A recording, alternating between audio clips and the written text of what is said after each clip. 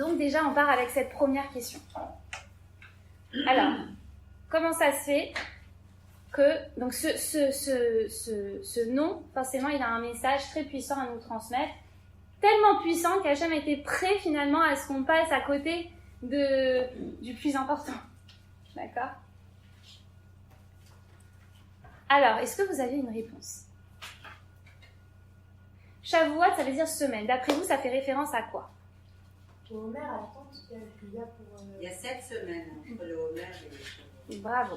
Ça fait référence, exactement, ça fait référence donc à ces 7 semaines qui séparent la fête de Pessah de la fête de Shavuot. On a commencé à compter le Homer à partir du 2e jour de Pessah. D'accord? Donc du 2e jour de Pessah jusqu'à Shavuot, il y a exactement 50 jours, il y a 7 semaines, et le 50e jour, donc le premier jour de la 8e semaine, c'est Shavuot. D'accord? Donc, on nous parle de ces 7 semaines-là. D'accord? Et les Chachamim nous disent même, ils vont plus loin, ils nous disent qu'en fait, Pessah et Shavuot, c'est une seule et même fête. Et que ce décompte-là, en fait, ces semaines qui séparent la fête de Pessah de la fête de Shavuot, c'est en fait une seule et même fête, et que ces jours qui séparent, c'est Chol HaMoed. D'accord? Comme le Chol HaMoed Pessah, ok, entre la première et la deuxième fête. D'ailleurs, le deuxième nom, un des autres noms, parce qu'il n'y en a pas que deux, mais un des autres noms de Shavuot, c'est Atzeret. Atzeret, qui veut dire clôture. Moi, je dirais plus aboutissement. Je vous expliquerai pourquoi. D'accord? Parce qu'une clôture, c'est un aboutissement. Donc, en fait, on est en train de parler donc de ces 7 semaines qui séparent et qu'en fait, Pessah et Shavuot, ça forme une seule et même entité. Mais pourquoi on tient tant à relier ces deux fêtes? En quoi elles sont liées? C'est la sortie d'Égypte, et alors? En quoi c'est relié? Parce qu'après, Moïse, sur le Sinaï, on est Mais en quoi? Alors, oui, Pessah, ça correspond à la sortie d'Égypte. Shavuot, ça correspond à Matan Torah. Mais en quoi les deux sont reliés? C'est l'aboutissement de Pessah. Pourquoi c'est l'aboutissement? Parce que si on est sorti d'Égypte, c'est pour qu'Hachem nous donne la Torah. Chazak. Alors, on va revenir à un point essentiel. En fait, pourquoi on tient tant à relier ces deux fêtes? Qu'est-ce que ça représentait Pessah? Pessah, c'est le moment où Hachem, il va bouleverser l'ordre de l'univers pour nous faire sortir. Il va faire des miracles incroyables. Alors, il n'y en a pas qui disent, mais si on avait ces miracles aujourd'hui, c'est sûr qu'on croirait en Hachem, etc. Pourquoi on n'a pas encore des miracles comme ça? C'est arrivé une seule fois dans l'histoire de l'humanité. C'est au moment de la sortie d'Égypte. Je vais vous expliquer aussi pourquoi. Maintenant, on a eu des miracles incroyables. Hachem nous a fait sortir, mais à ce moment-là, il s'agit plutôt d'une libération purement physique. D'accord. Hachem, il nous a fait sortir. Il a eu besoin de nous faire des miracles incroyables parce qu'on était, à ce moment-là, le peuple juif qui n'était pas encore le peuple juif, il était au 49e degré d'impureté. Ça veut dire qu'il aurait franchi encore 1 degré et ça aurait été irréversible. Hachem n'aurait plus pu nous extraire du creuset de l'Égypte. Et en fait, les Bnei Israël, ils se trouvaient donc à ce stade-là, ils ne pouvaient pas aller chercher Akadosh Baruch Hu, ils ne pouvaient pas trouver la Emouna en lui. Donc Hachem, il a donné une impulsion, il s'est manifesté dans toute sa splendeur, dans toute sa grandeur, dans toute sa force. Il a fait des miracles incroyables pour manifester la Emouna, pour inculquer, donner cette impulsion au peuple juif de voir Akadosh Baruch Hu et donner cette envie de se rapprocher d'Akadosh Baruch Hu.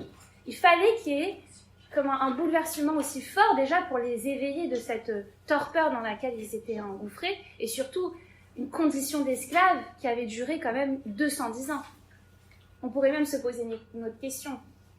Comment ça se fait qu'on a eu besoin de passer par cette phase d'esclavage pour devenir Am Israël, d'accord? Pour être le peuple élu. J'aurais même une autre question à vous poser. Comment finalement on réussit à passer d'un peuple d'esclaves opprimé à un peuple de rois, fils de rois, mais pas fils du roi de n'importe quel roi, fils du roi des rois. C'est pas on est sorti Non, on passe d'un peuple d'esclaves opprimés pendant 210 ans et on passe du 49e degré d'impureté au 49e degré de pureté. C'est pas on arrive au stade 0. Fait un volte-face incroyable. Comment on peut opérer une transformation aussi incroyable? Ça, c'est mon autre question. On va essayer de répondre à tout ça, mais gardez bien en tête, et si je perds le fil, n'hésitez pas à me ramener. Donc, on a dit que ça fait donc référence, Shavuot, à ces 7 semaines. Ces 7 semaines qui vont nous permettre finalement d'opérer cette transformation. D'opérer cette transformation incroyable et finalement qui nous donne les clés de cette transformation. Alors, on a dit, les Bnei Israël, ils sont sortis, c'était le fruit de miracles, d'accord? Kadosh Baruch Hu nous a libérés par des miracles. Vous savez qu'au moment où nous sommes sortis d'Égypte, eh bien, on nous dit qu'il y a seulement, alors il y a plusieurs avis, il y en a qui nous disent que seulement un cinquième a réussi à sortir d'Égypte, des Béni Israël, hein, d'accord? Et il y en a qui nous disent même 1/50 seulement qui ont réussi à sortir. Ils avaient tous les mêmes opportunités de délivrance. Et pourtant, eh bien, il y en a très peu qui ont réussi à sortir d'Égypte. Vous savez aussi qu'au moment, par exemple, si on doit comparer les Havdil, au moment de l'abolition de la traite des Noirs, eh bien, lorsqu'on a dit aux esclaves noirs qu'ils étaient libres, il y en a plein qui ont refusé. Ça vous surprend? Ils ont refusé, ils ont dit non, on préfère rester esclaves. Pourquoi d'après vous? Hein? Ils ont eu peur de quoi? L'incapacité à se projeter. L'incapacité, non, pas seulement de se projeter, mais c'était leur identité d'être esclave. Quand on a toujours vécu comme un esclave, c'est notre identité d'être esclave. On ne sait pas être autre chose. On ne sait pas prendre des décisions par soi-même. On ne sait pas agir dans la vie. D'accord? Ils se sont dit non, on est bien comme ça. Parfois, c'est difficile de sortir de notre zone de confort. Mais déjà, la peur, d'accord, de cette incapacité à se projeter dans autre chose et surtout de réussir à revêtir une autre identité. Et c'est très intéressant parce que, en fait, les Bnei Israël, pourquoi je pense qu'il y en a beaucoup qui n'ont pas pu sortir? Parce que c'était aussi cette incapacité à se projeter dans l'avenir. Et vous savez, il y a 2 termes qui ont été... Et là où le cadeau qu'Hachem il nous a fait, c'est qu'il nous a dit « Ok, je vous libère, mais vous inquiétez pas, je ne vous laisse pas livrer à vous-même. Je vous libère et je vais donner un sens à votre existence. Je vais vous donner une autre identité. » Et là, d'où on voit ça? On voit qu'il y a 2 termes principaux qui sont employés pour parler de la libération d'Égypte. Le premier terme, on nous dit « Mimitzraim Galtan ». De l'Égypte, tu nous as libérés. D'accord? De l'Égypte, c'est le terme Géoula, libération. Et là, on parle d'une libération physique. Mi bet avadim peditanu, de la maison des esclaves, peditanu, tu nous as rachetés. Et peditanu, ça fait référence à quoi? Peditanu, ça vous fait penser à quoi? Pidjan. Et Pidjan, c'est quoi? Le Pidjan Aben, vous avez déjà entendu parler. Le Pidjan Aben, c'est le rachat du premier-né. Pourquoi on rachète le premier-né? Pourquoi on rachète le premier-né? Normalement, il doit aller au Kohen. Parce qu'il est consacré. Il est consacré et donc on transfère la Gdoucha de l'enfant sur l'argent pour que les parents puissent garder l'enfant. Donc en fait, normalement, ce premier fils, il est consacré. Donc quand Hachem nous dit « Midet avadim peditanu », nous a rachetés, ça interfère pas seulement avec notre libération physique, ça interfère avec l'identité même de l'être.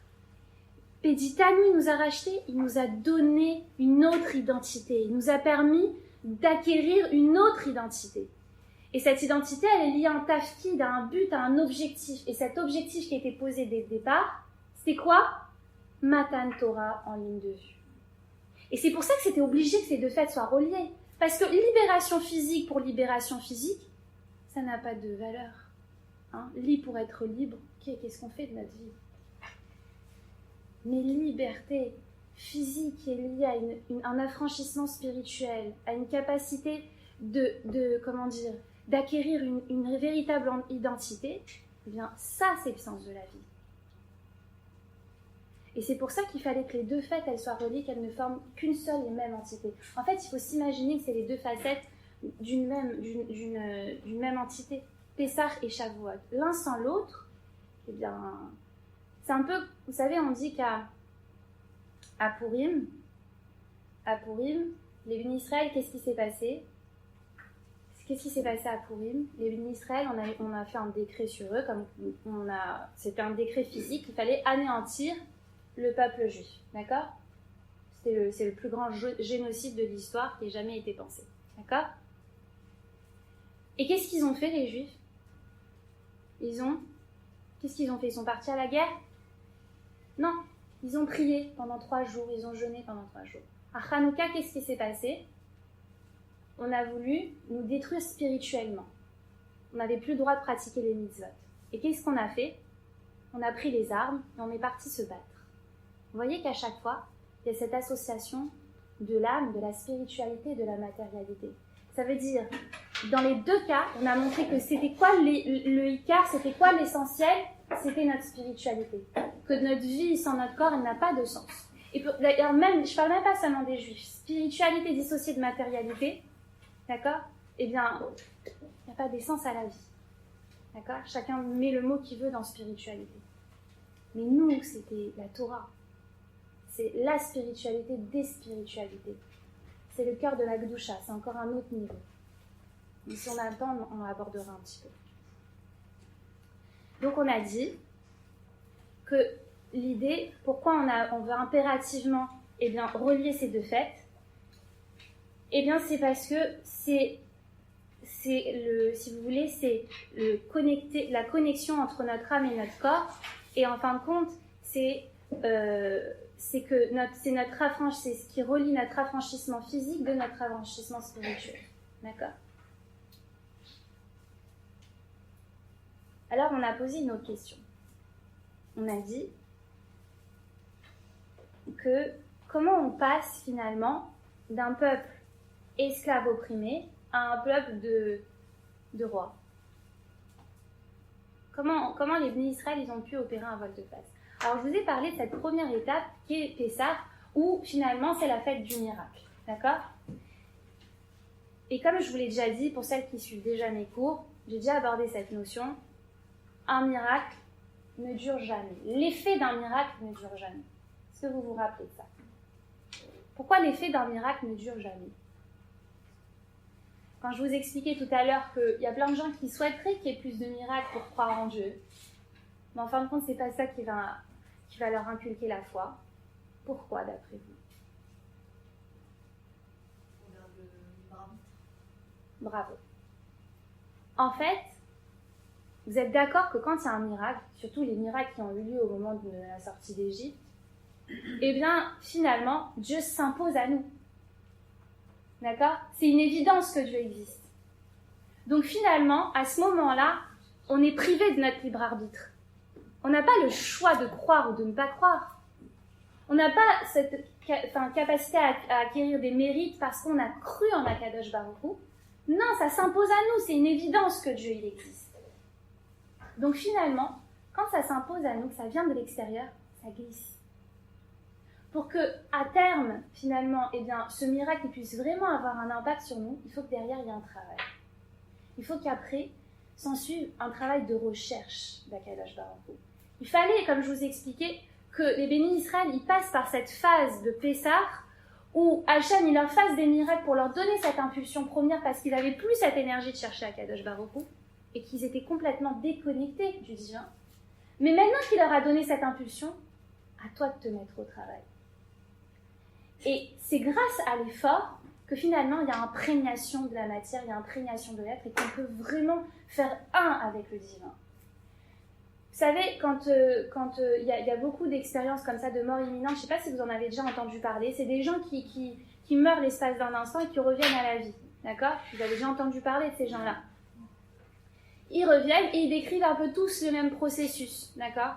Alors, les Juifs, ils décrivent encore d'autres choses, mais c'est tous à peu près la même chose. Sauf que les Juifs, ils parlent encore de d'autres éléments, d'accord? Mais ils décrivent à peu près tous la même chose. Et il y a beaucoup de Juifs qui sont passés par là, et il y en a beaucoup qui ont vu la vérité, qui ont vu Akadosh Baruch Hu, enfin vu, un grand mot, d'accord? D'ailleurs, faites-moi rappeler Root et Akolot, c'est ça? Roim et Akolot. Quand on dit qu'à Matan Torah, ils ont vu les sons. Ils ont vu les sons. C'est comme ça que c'est dit. Faites-moi rappeler après que je vous en parle. D'accord? Eh bien, ce qui s'est passé, ce qui se passe pour ces gens-là, quand ils reviennent, ils disent « Ah, ça y est, c'est sûr, je fais tchouva, j'abandonne toutes mes habitudes d'avant, je veux vraiment, ça y est, j'ai vu le Hémet, j'ai vu la vérité. » Et on voit malheureusement beaucoup, ça arrive très souvent, que quelques semaines, quelques mois après, ils reviennent comme avant. Comment ça se fait? T'as eu un éveil incroyable, on est venu à Dieu, il est venu à toi, pourquoi? En fait, s'il n'y a pas de travail qui suit derrière après, s'il n'y a pas d'investissement dans la Torah, d'études, d'approfondissement, alors, ok, cette impulsion, elle aura servi à rien. Elle va glisser sur l'être. Pour qu'il y ait imprégnation de l'être, il faut qu'il y ait effort. Et c'est pareil même pour l'apprentissage, c'est pareil en neurosciences cognitives. Vous savez que pour apprendre, eh bien, il faut fournir un effort. Sans effort, eh bien, ça pénètre pas. La connaissance ne pénètre pas. Donc, Akadosh Baruch Hu, il nous a donné ces 7 semaines, d'accord, pour, en fait, investir. Maintenant qu'on a eu cette impulsion de Pessah, d'accord, cet élan qui nous a été donné, c'est une béquille, et bien maintenant, il faut s'investir, il faut faire un avec la Torah. Et comment on fait ça? Comment on fait ça?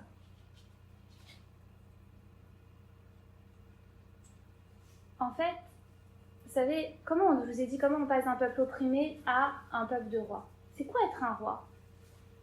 C'est quoi être un roi? Quand vous pensez à un roi, c'est quoi? Quelqu'un de distingué? C'est quoi un roi pour vous? Qui est-ce qui peut avoir la carrure d'un roi? Quelqu'un qui contrôle la justice. D'accord? La justice, quelqu'un qui contrôle ses pulsions. Meler, c'est quoi? C'est les initiales de Moar, qui veut dire cerveau, esprit. D'ailleurs, on dit que la Neshama, le siège de la Neshama, c'est dans l'esprit. Le siège de l'âme, c'est dans l'esprit. D'accord? Lev, d'accord, c'est le cœur, c'est les émotions. Et Kaved, c'est le foie, c'est les instincts, c'est la matérialité, c'est l'action. D'accord? Et que pour être roi, ça veut dire quoi, roi? Maître de soi-même. Avoir la maîtrise de soi. Et bien, pour être dans cette maîtrise, il faut qu'il y ait un alignement, et pour réussir en fin de compte, il faut qu'il y ait un alignement entre notre esprit, nos cœurs, nos émotions, et notre action. Parce que qu'est-ce qui se passe dans la vie très souvent? Pourquoi il y a des mal-être? Pourquoi il y a des blocages? Qu'est-ce qui se passe? Très souvent, c'est parce qu'il n'y a pas d'alignement. Il n'y a pas d'alignement entre combien de fois on dit tout l'inverse de ce qu'on pense vraiment, combien de fois on n'agit pas du tout en accord avec nos valeurs, combien de fois on adhère dans le concept à certaines valeurs et on est incapable de mettre en pratique. Donc en fait, c'est je vais dire un mot qui n'existe pas, mais pardonnez-moi, ce désalignement, d'accord, qui fait qu'à un moment donné, eh bien, ça crée ce mal-être profond, d'accord. Et la clé d'épanouissement, c'est de réussir à faire à réaligner tout ça, à réaligner cet esprit avec cet émotionnel et avec cette mise en action. Et la Torah, mesdames, elle nous permet tout ça. Ça veut dire quoi? Ça veut dire qu'Hachem, il nous a donné, comment on réussit à être dans cet alignement? Hachem, il nous a donné les mitzvot. Et le peuple juif, il a proclamé une phrase magique. Il a proclamé une phrase magique. Et d'ailleurs, les anges, ils ont dit, mais comment ils ont eu ce secret? C'est le secret de l'univers. Et qui est détenu dans les sciences profanes. Malheureusement, on va chercher ailleurs alors que c'est quelque chose qui est déjà dans nos sources. Mais c'est quoi? C'est Naaseh Venishma. C'est quoi le Naaseh Venishma? Vous avez déjà entendu parler de ça. C'est quoi Naaseh Venishma? Nous ferons, et comment on traduit? Et nous comprendrons. Alors je veux rentrer dans une autre notion. Je vous donne plein de choses en condensé, mais c'est des choses qu'il faut les intégrer après. Alors chacun retiendra ce qu'il pourra retenir. Mais c'est quoi le Naaseh Venishma?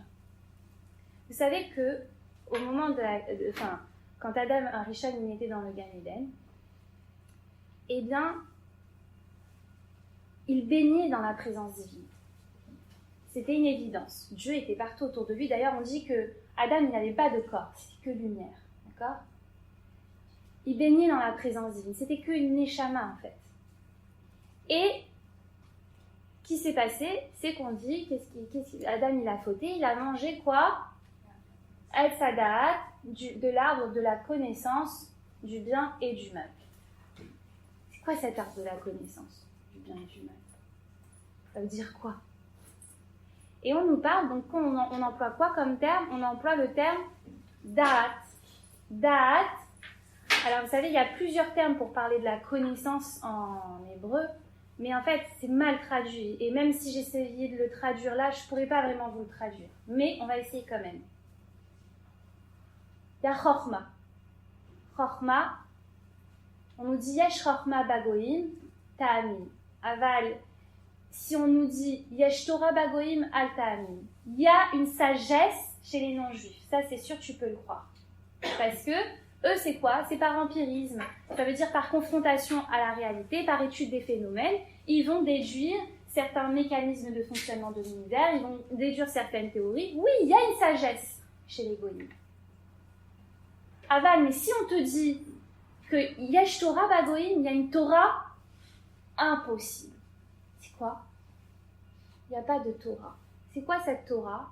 Et c'est, en fait, c'est là où je vais rejoindre, c'est quoi Etz Hadat? Qu'est-ce qui s'est passé quand Adam Arishon il a pris du Etz Hadat? On dit que c'était une volonté. Les Mefarshim disent que c'était une volonté d'Adam, alors certains Mefarshim, d'aller goûter de ce Etz Hadat. On dit c'est à cause de Chava, tout ça, mais en fait, il y avait une volonté derrière, même si c'était une erreur. D'accord? Mais il l'a fait parce que, en fait, finalement, c'était donné cadeau, cette connexion à Kadosh Baruch Hu. Mais il y avait cette Etz Hadat, c'est-à-dire qu'on pouvait faire autrement pour aller découvrir Hachem. Mais sauf que, en fin de compte, il y avait ce Etz Hadat, ça veut dire passer par le mérite et réussir en fin de compte à découvrir Hachem à travers la matière. Et Da'at, c'est quoi? Je vous ai dit, il y a Chochma.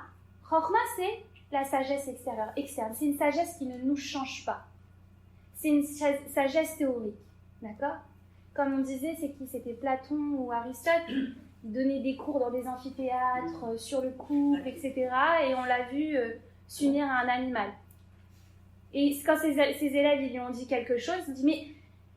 Et il a dit, ne faites pas ce que je fais, faites ce que je dis. Un truc comme ça. Il n'y a pas de comment dire, c'est une sagesse externe qui ne nous change pas. D'accord? Alors que Torah, eh bien, finalement, c'est quelque chose qui va transformer l'être.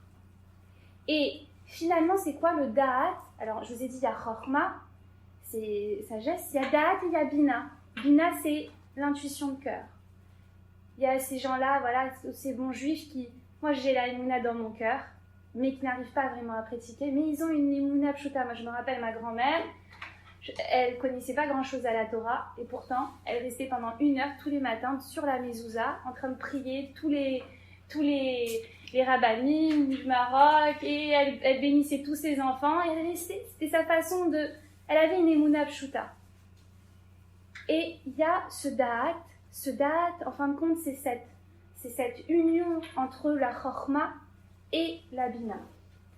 C'est réussir, en fin de compte, c'est un peu cette union dont je vous parle depuis tout à l'heure, entre, eh bien, notre spiritualité et notre matérialité. Da'at, moi je le traduis comme ça, selon mes termes et en fonction de moi, mes connaissances, etc. J'appelle la cognition incarnée. Ça me fait penser à un terme dans mes études. La cognition incarnée. C'est quoi la cognition incarnée? C'est incarner sa pensée. C'est l'incarner à travers tout son corps, à travers tout son être. Vous savez, la connaissance, elle passe par 1000 canaux. Nous, on croit qu'on connaît quelque chose parce qu'intellectuellement, on l'a intégré. Mais c'est faux. Est-ce que vous avez déjà essayé, vous, des fois, moi ça m'arrive combien de fois de ne plus me rappeler de mon code? On a tellement de codes à faire. Moi, je suis devant chez moi, je sais plus quel code je dois faire de la fin. Non, mais même le code de la carte, d'accord? Eh bien, j'essaie pas de réfléchir. Je sais pas de réfléchir et je suis maman. Et maman, elle me guide, elle sait, elle, d'accord? Parce qu'en fait, la connaissance, elle passe par l'expérience du corps aussi, d'accord? Et c'est ça un petit peu toute la base des pratiques Montessori, tout ça. C'est quoi Montessori? Montessori, ça veut dire, ça prône quoi? Ça prône que ça passe pas uniquement par le cerveau, l'apprentissage. Quand on veut apprendre des lettres, comment ils apprennent les lettres avec Montessori? Ils font le son, ils font le geste, parce que là, c'est le feu, hein. Le F, d'accord? Ils font le son, ils font le geste, ils touchent des matières en même temps, et en fin de compte, le fait de travailler sur différents canaux en même temps, ça crée une connaissance intégrée, et en fait, finalement, on arrive à s'imprégner différemment, et pas seulement laisser ça au niveau de l'esprit. D'accord? Parce que pas tous les enfants ne peuvent passer par les mêmes circuits. Donc, il faut essayer d'associer le maximum de notre être. Très souvent, on se pose la question, moi je l'ai entendu des milliers de fois, 613 mitzvot. Mais pourquoi? Comme si Hachem, il allait regarder quoi? Le détail du détail? Comme si Hachem, il s'intéressait à ça? Il a besoin de ça, Hachem? Ah oui, effectivement, il n'a pas besoin de ça, Hachem. C'est nous qui en avons besoin. En fin de compte, tout a été pensé. Toutes les mitzvot, elles sont là pour transformer notre être, en fin de compte, pour faire un avec cette Torah, pour faire un avec cette connaissance, que ce ne soit pas une connaissance externe, que ce soit quelque chose qui nous transforme de l'intérieur. Bien sûr, il faut y mettre du sens. On ne peut pas rester juste au niveau d'une pratique routinière qui n'a pas de sens. Il faut après aller mettre du sens à cette pratique, mettre de l'intention à ça, d'accord? Il faut allier matérialité et spiritualité encore à ce niveau-là. C'est-à-dire, même dans les mitzvot, il faut réussir à donner plus de spiritualité et de sens aux choses. Mais les mitzvot, elles ont été conçues pour vraiment faire un avec le divin, s'imprégner du divin. Parce que tout le but de ce monde, c'est de réussir à révéler Hachem derrière la matière. Et comment on réussit à voir Hachem derrière la matière? Comment on réussit à le voir? Comment on fait pour que, en fin de compte, la matérialité, eh bien, elle ne crée pas cette opacité qui nous empêche de voir le vrai? Parce que très souvent, la matérialité, c'est un écran, la matière, qui nous empêche de voir le divin derrière chaque chose. Pour réussir à faire que cette matière, ça ne soit plus un écran, il faut l'associer. Il faut l'associer. C'est ça tout le cœur de la Torah. C'est-à-dire qu'Hachem, il nous dit, prends plaisir, achète les plus beaux habits, mets les plus beaux mets sur ta table, prends la plus belle vaisselle. Pourquoi? L'Irvot Shabbat Kodesh, en l'honneur du Shabbat. Ça veut dire que tu as le droit d'avoir du plaisir. Tu as le droit de te faire une belle maison. Tu as le droit d'avoir... voilà. Mais tout dans un cadre et dans une intention élevée. Ça veut dire donner du sens, en fait, à la matière. Élever la matière. Je vous ai raconté cette histoire quand je travaillais à l'hôpital à un moment donné. Et donc, j'étais qu'avec des non-juifs. Et tous les vendredis, ils voyaient que le matin, je partais tôt au marché et j'arrivais avec mon caddie. Je rangeais ce que je pouvais. On avait une salle, etc. Et je préparais pour... et j'ai une collègue qui me dit « Mais c'est quoi Shabbat ?» Alors moi, j'ai voulu faire ma belle et je commence à lui dire « Shabbat !» Je commence à lui dire, on se déconnecte de la matière.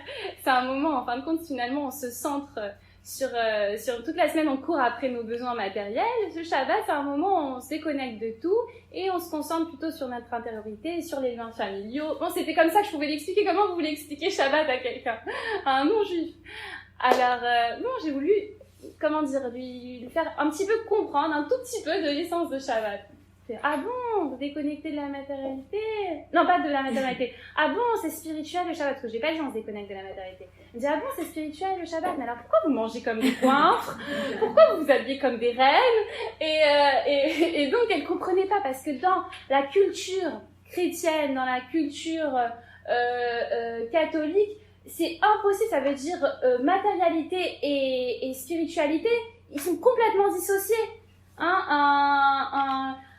comment on appelle ça, un prêtre, il faut qu'il soit pas marié, il faut que, voilà, il faut un certain ascétisme, il faut être coupé de la matière, ne pas se marier, essayer de s'isoler dans des monastères, il faut qu'ils aient le moins de biens matériels, etc. Donc c'est complètement contradictoire.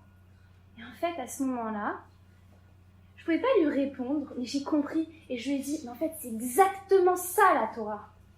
C'est exactement ça la Torah. Ça veut dire que, en fait, c'est vraiment cette union de la matérialité et de la spiritualité.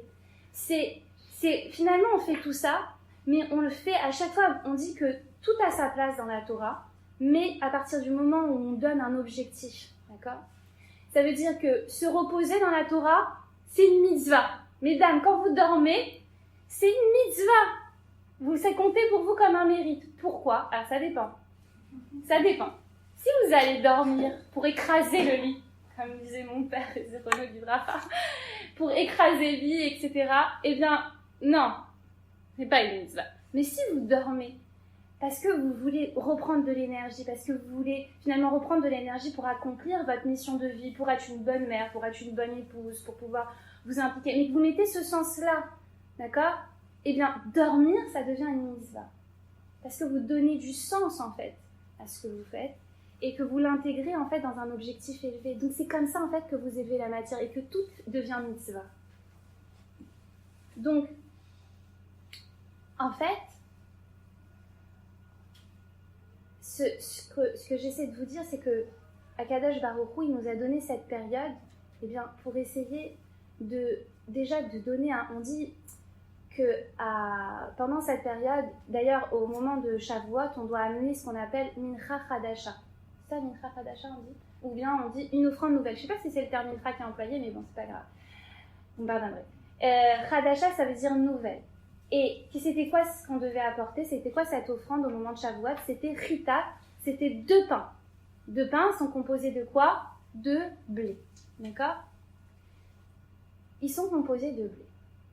Pourquoi on appelle ça nouveau et pourquoi on devait amener 2 pains ?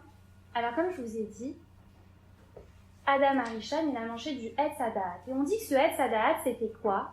Une des explications, on dit que ce Etz Hadaat, c'était du blé. D'accord ? C'était du blé. Et donc, la réparation, d'accord, c'est au moment de Shavuot, au moment où on acquiert la Torah, eh bien, on doit apporter 2 pains qui sont à base de blé, d'accord, parce qu'on est dans la réparation du Etz Hadaat, ça veut dire c'est ce moment-là, on fait l'union de la matérialité et de la spiritualité. On amène la spiritualité de ce monde, et en fin de compte, on fait un avec Akadosh Baruch Hu, on fait un avec les mitzvot, et finalement, on recrée cette unité, d'accord ? Et pourquoi 2 pains ? Alors là, c'est encore une autre question. Mais vous savez, je vous ai demandé comment ça se fait qu'on est passé de 49e degré au 49e de pureté. 49e degré de pureté. Normalement, s'il y a 50 jours et qu'on prend 1 degré chaque jour, on devrait arriver au niveau 0. D'accord ? Comment ça se fait qu'on est arrivé... Enfin, on a fait le double. À chaque fois qu'on faisait un pas, il y avait une double avancée. C'est un petit peu ces 2 pains. Hachem, il nous demande de fournir des efforts. Mais Matan Torah, parce que c'est absolument nécessaire, d'accord, pour pouvoir s'imprégner, comme je vous ai expliqué, du divin.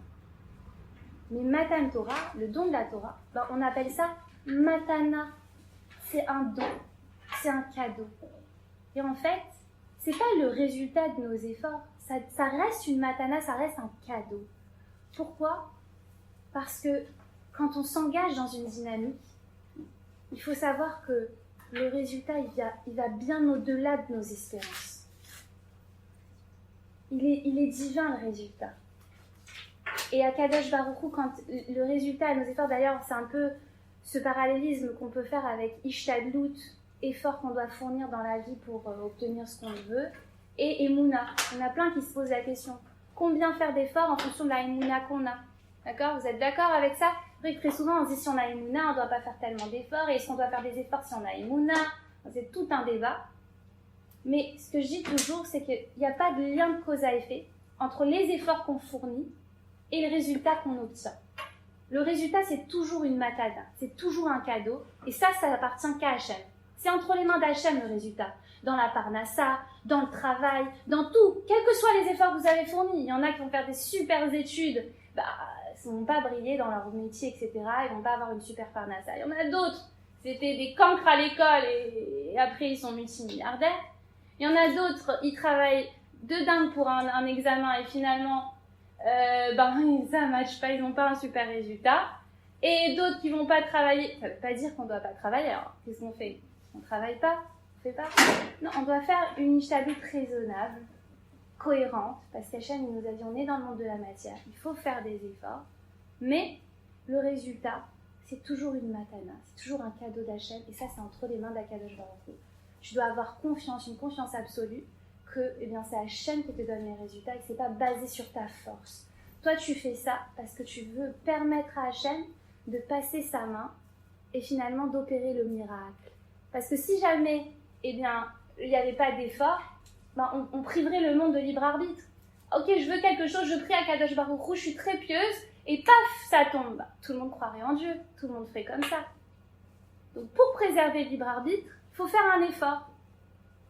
Et quand tu fais l'effort qui est en lien avec ce que tu veux obtenir, et que finalement tu l'obtiens, mais que tu es capable de dire c'est que Hachem, c'est là où tu as la Emouna.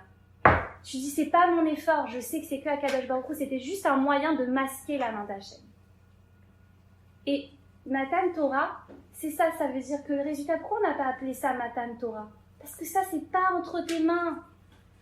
Et l'objectif, au final, c'est pas ça qui compte. C'est le travail que tu vas effectuer pour t'élever. Parce que c'est quoi le bonheur? C'est vivre l'expérience de l'ascension. C'est vivre l'expérience de l'évolution. On est des êtres en développement. Tous les êtres humains. Notre caractéristique principale, c'est que nous sommes des êtres en développement. Ça veut dire qu'on est fait pour évoluer. On est fait pour travailler, pour se développer, pour aller se surpasser. Et c'est ça qui nous rend heureux. Au-delà de tout, je dis toujours, on n'est pas fait pour être heureux en possédant, mais on est fait pour être heureux en devenant. Nous sommes tous des êtres en devenir. Et Akadosh Baruch Hu, il nous a donné à travers la fête de Shavuot, en fin de compte, il nous a montré que le plus important, finalement, c'est pas... Il n'attend pas le résultat Hachem, parce que le résultat, c'est lui qui va nous le donner. Il attend qu'on soit sur une pente ascendante, qu'on veuille s'élever, qu'on veuille se rapprocher, qu'on veuille fournir des efforts pour se rapprocher du divin. Et c'est le processus qui compte. Parce que le bonheur, c'est pas la finalité, le bonheur, c'est le chemin. Et c'est le plaisir qu'on prend à ce chemin. Alors, ce que j'aimerais vous dire maintenant, c'est qu'il y a, pour opérer cette transformation, il y a Rav Chaim Shmulevitch, il a repris un des versets je crois que c'est dans Parashat Yitro, il a repris le verset de préparation à Matan Torah, il l'a décomposé en 3 étapes. Et donc il a dit qu'en fait, pour se préparer à Matan Torah, il faut opérer ces 3 étapes. Et ces 3 étapes qui vont permettre la transformation de l'être. Est-ce que vous voulez les entendre? C'est qui qui a dit ça, Keren? Rav Chaim Shmulevitch. Première phrase du verset, Vaïsou Mirifidim. Ils ont voyagé de Refidim. Vous savez c'est quoi Refidim? Quand est-ce qu'ils étaient à Refidim, les bénis Israël? Avec Amalek. Bravo. C'est au moment où il y a eu l'attaque d'Amalek. Vous avez entendu l'attaque d'Amalek, parler de l'attaque d'Amalek? Bon, avant Matan Torah, donc les bénis Israël sont sortis d'Égypte et Amalek les a attaqués à Refidim. Vaïsou Mirifidim, on emploie déjà, qu'est-ce qu'on emploie comme terme? On emploie Vaïsou, d'accord? Vaïsou, c'est quoi? C'est voyager. Quand on voyage, mesdames, en général, on a une destination. Déjà, d'accord? Ou sinon, on dirait marcher, je sais pas moi, aller se promener, d'accord? Vaïsou, il va voyager, donc c'est qu'on a déjà une destination. La première étape pour opérer un changement, c'est de savoir où on veut aller. Très souvent, les gens ils disent « Ah, ça y est, je veux tout changer !» Mais ça, quand je leur pose la question « Qu'est-ce que tu veux changer ?»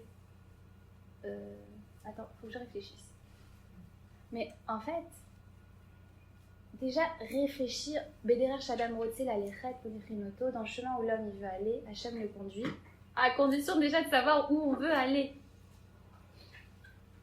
Donc déjà la première étape, c'est de décider, de prendre la décision de changer. Parce que très, très souvent, je vais faire un régime. Mais en fait, dans notre tête, on n'a pas du tout décidé. Tous les jours, demain je le ferai. D'accord ? C'est déjà prendre la décision et de savoir de visualiser un objectif. C'est pour ça qu'Akadosh Baruch Hu, il nous a fait ce décompte. Vous savez qu'on fait le décompte du Homer. Pourquoi on fait le décompte ? Le décompte qui nous relie en fait à l'objectif. Vous savez, on dit, il y en a qui disent que c'est un marquage sentimental, ça veut dire que les Mefarshim ils disent que c'est comme on va se marier, alors on est tellement pressé de se marier, on compte chaque jour qui nous rapproche en fait du jour J, d'accord ? Mais Rav Akiva Tatz, il dit autre chose, il dit c'est pas simplement un marquage sentimental, c'est en fin de compte ce qui nous relie à l'objectif. C'est ce qui nous permet de garder toujours en vue l'objectif. Et ça, c'est très important quand on veut changer. Très souvent, ce qui nous fait perdre notre motivation, c'est qu'on perd de vue l'objectif. Vous savez, il y a une étude qui a été faite sur des joueurs de la NBA. Je ne sais pas si je vous l'ai déjà raconté. Sur des joueurs de la NBA et donc des grands basketteurs américains qui ont l'habitude de jouer pendant des heures sur un terrain de basketball. Et on leur a dit, vous allez faire tout comme d'habitude, mais on vous enlève le ballon. Vous faites comme si vous avez une balle, mais vous n'avez pas la balle. Au bout de 3 minutes, tous les joueurs à terre, comme ça, épuisés. Comment ça se fait ? Pourquoi ils ont perdu leur énergie ? Ils ont perdu de vue l'objectif. L'objectif n'était plus en ligne de mire. Le ballon, ce qui permettait de focaliser en fait. Quand tu focalises sur un objectif, eh bien c'est comme ça que tu as l'énergie. C'est comme ça que tu trouves l'énergie. Et je dis toujours, c'est un de mes leitmotifs dans la vie, la motivation naît de l'engagement. On réussit à être motivé quand on est engagé dans quelque chose. Il faut s'engager dans des causes, il faut s'engager, voilà quelque chose qui nous définit. Mais en s'engageant, en fin de compte, c'est comme ça qu'on fait naître la motivation. Donc déjà, la première étape, et vous voyez bien, Hachem, il nous a pas, ça veut dire que, ok, il nous a donné l'objectif dès le départ, et il a mis en place ce compte à rebours, mais il nous a pas donné l'objectif, il nous a pas dit Matan Torah. Il nous a donné l'objectif, mais il n'a pas défini. Parce que finalement, l'objectif, c'est pas le plus important, mais c'est absolument nécessaire pour se mettre en marche. D'accord ? Mais finalement, il faut comprendre que c'est pas l'objectif qui va nous rendre heureux. Ça, c'est pas quand j'aurai tel boulot de rêve que je serai heureuse. C'est pas quand je serai mariée ou que j'aurai telle maison que je serai heureuse. C'est pas quand j'aurai des enfants que je serai heureuse. Non, tu dois avoir un objectif, d'accord ? Mais sois heureuse maintenant. C'est pendant le chemin que tu construis ton bonheur. Le chemin qui te mène à là-bas, c'est ça qui construit ton bonheur. C'est ce chemin de transformation qui va faire que tu deviens quelqu'un. Donc, et d'ailleurs c'est pareil dans la phrase quand on dit Lech Lecha Avraham, Lech Lecha, va pour toi, Miartira, Umulatocha, Umubet Avira, à la Res Asherarika, vers la terre que je te montrerai. Hachem, il lui dit, c'est encore un verbe de mouvement, Lech Lecha, parce que souvent on traduit dans la Torah, abandonne, quitte ta famille, quitte tes parents, mais c'est pas du tout un abandon. C'était pas du tout un abandon. Avraham Avinu, il faut savoir qu'il était au top de sa gloire à ce moment-là. Il avait toute une assemblée, il avait ramené plein de gens à la Torah, il avait plein d'adeptes, tout allait très bien, il avait réussi aussi à s'éloigner aussi de ses prédispositions, etc.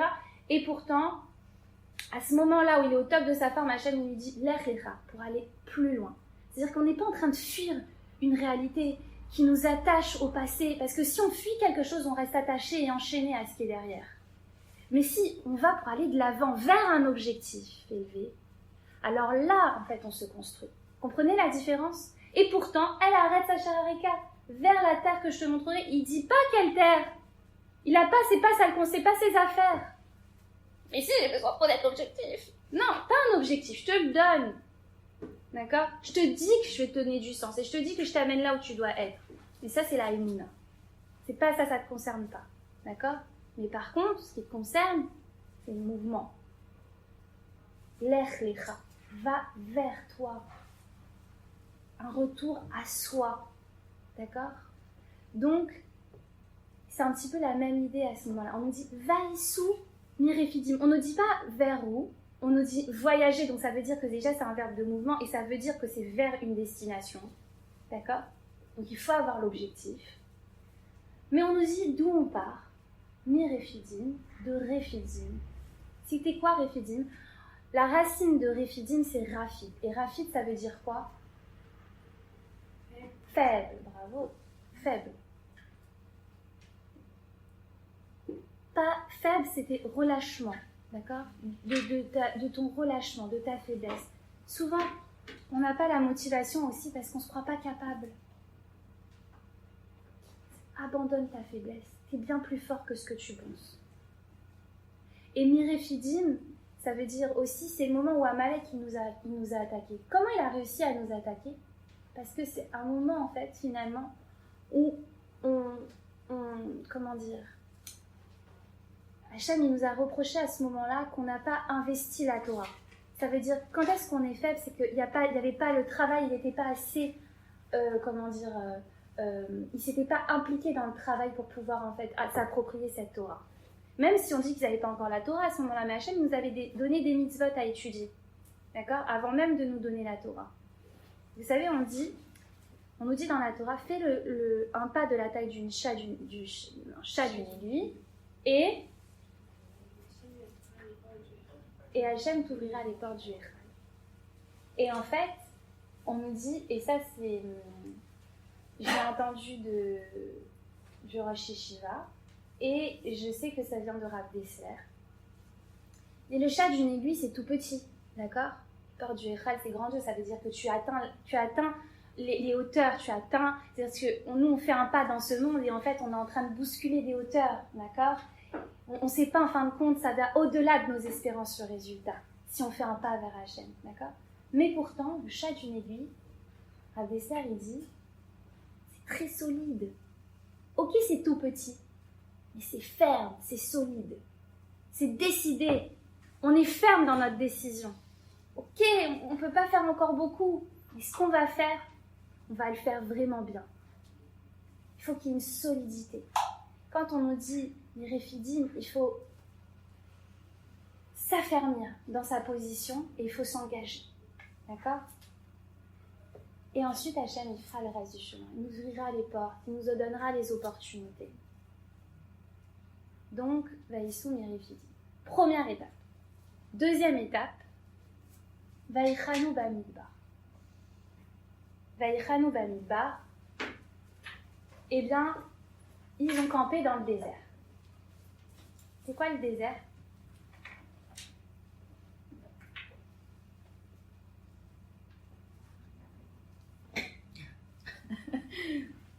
On voit pas le bout, quoi.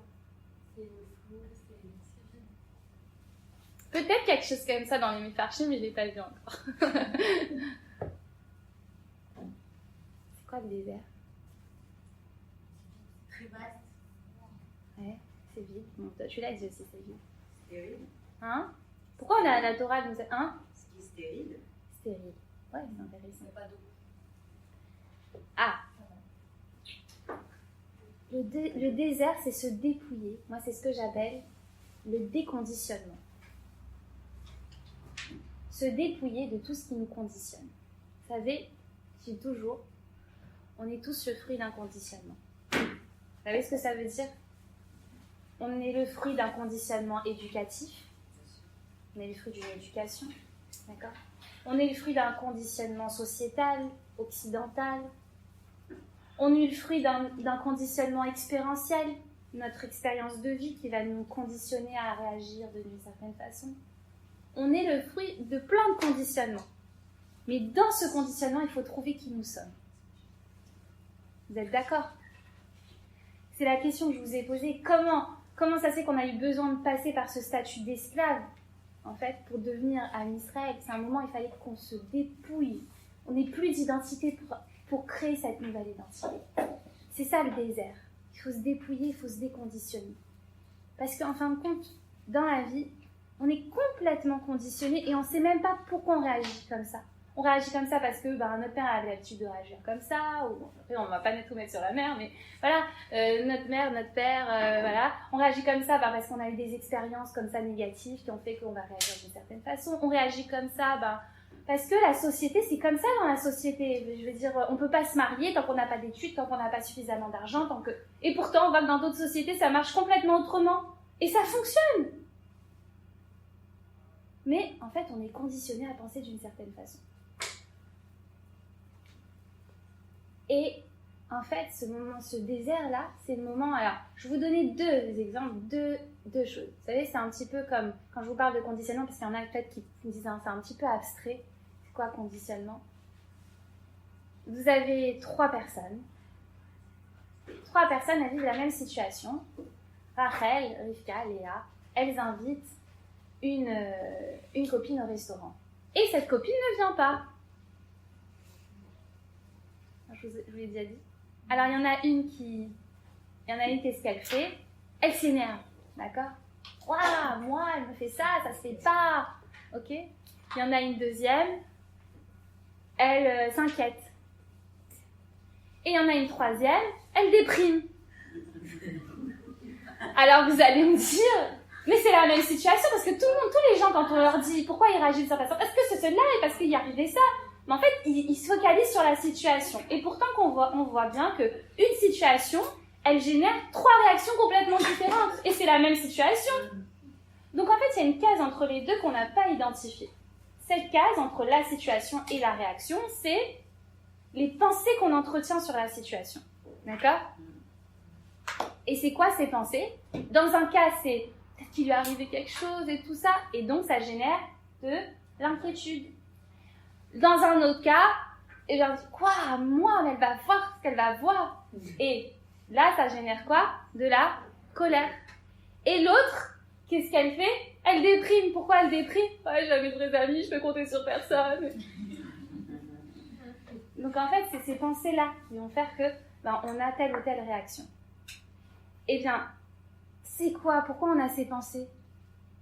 Parce qu'on est conditionné, tous très souvent, on réagit de la même façon à une situation. Pourquoi c'est quoi réagir? C'est réagir, c'est toujours refaire la même chose, comme si on était des automates. Quand est-ce qu'on exerce notre libre arbitre? Au moment où on se dit, oh attends là, il y a peut-être d'autres alternatives à ma façon de réagir. Il y a peut-être d'autres façons de penser. Et en fait, quand on envisage d'autres alternatives, eh bien, on peut se dire, oui, je peux réagir justement, je peux me mettre en colère. D'accord? On a bien analysé les choses, on dit, oui, c'est approprié de me mettre en colère. D'accord? Ou on peut dire, non, en fait. D'accord? Ça, les enfants, vous savez, les enfants, je dis toujours faire très attention. On leur transmet un filtre d'interprétation de la vie. Les enfants, ils sont pas du tout dans l'interprétation quand ils sont petits. Ils sont juste dans la description. Ils vont voir deux personnes en train de se crier dessus dans la rue quand ils sont tout petits.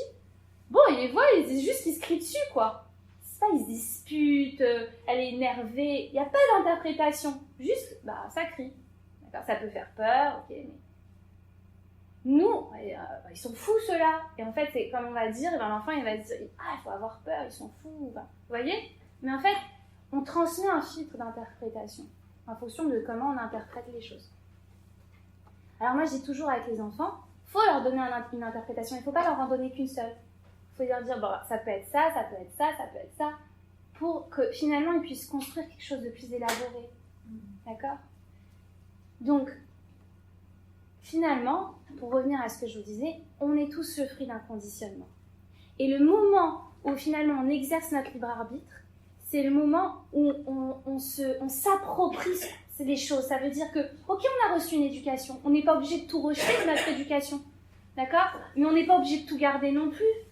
Et on peut peut-être garder des choses, mais se les approprier. Parce que parfois, on se comporte d'une façon, mais par routine, par habitude. Je vais vous donner une petite anecdote, d'accord? C'est c'est une fille qui va, je pense que je sais pas. C'est une jeune femme qui a invité à un grand repas de Thanksgiving. Vous savez ce que c'est Thanksgiving chez les non-juifs? C'est bien parce que c'est une fête de remerciement à Dieu, d'accord? Et donc elle a invité, et donc ce qu'on fait généralement à ce repas, c'est quoi? Ils font une grande dinde, d'accord? Et ils invitent beaucoup de monde et tout ça. Et donc elle va à ce repas. Et quand elle arrive, elle voit que la dinde, l'arrière-train de la dinde, il est coupé. D'accord?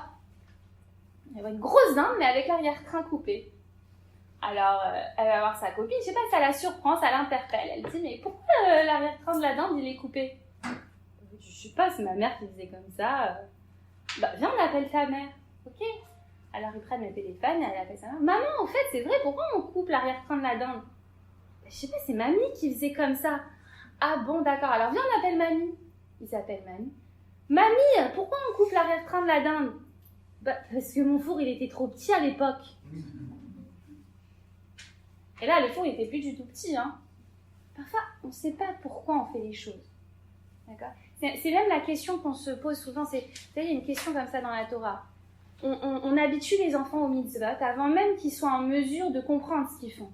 On les habitue à faire Netilat Yadayim, à faire les brachot, à lire la tfila, etc. Mais bon, ils comprennent rien. Donc quand ils font la tfila,